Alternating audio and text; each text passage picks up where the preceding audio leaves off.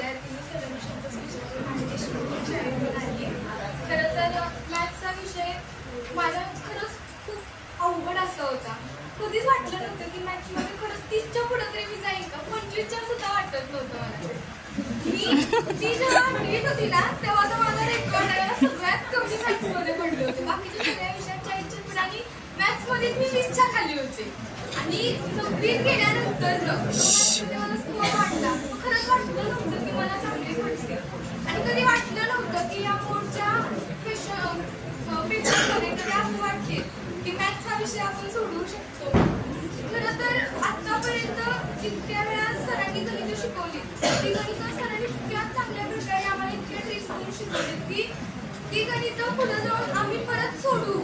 आणि जर एखाद्या वेळेस तिचं प्रॅक्टिस नाही केलं तर ती गणितं सुटती हे सुद्धा कधी वाटलं नव्हतं.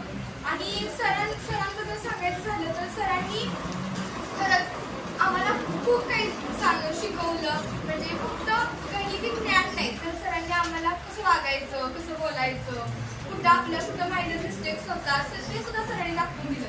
एखाद्या वेळेस जर 20च्या ऐवजी 19 पडले, 18 पडले तर आपण कुठं चुकतो, आपल्या कुठल्या सुधारणा हव्यात. सरांनी आता मध्ये क्वेश्चन्स पेपर सॉल्विंगचं घेतलं. त्या सरांनी पेपर चेक करताना कुठं चुका होतात कुठं नाही ते गोल करून किंवा रेड मार्क करून सांगितलं. सरांनी घेतलेल्या वेगवेगळ्या ऍक्टिव्हिटीज त्यामधून कदाचित फॉर्म्युले वाचून माझे फॉर्म्युले एवढे पाठ नसतील झाले पण सरांच्या टेस्टमुळे आज सगळे फॉर्म्युले माझे पाठ झाले. आणि तसं म्हणायला गेलं तर हा क्लास जेव्हा या क्लासमध्ये 9वीत आले तेव्हा या क्लास हा बाकीच्या क्लाससारखा म्हणजे फक्त हे जा नव्हता. तर या क्लासमध्ये वेगवेगळे चार्ट्स होते, वेगवेगळ्या ऍक्टिव्हिटीज होत्या ज्या कधीही आम्ही शाळेत किंवा इतर क्लासेसमध्ये हे केला नव्हता.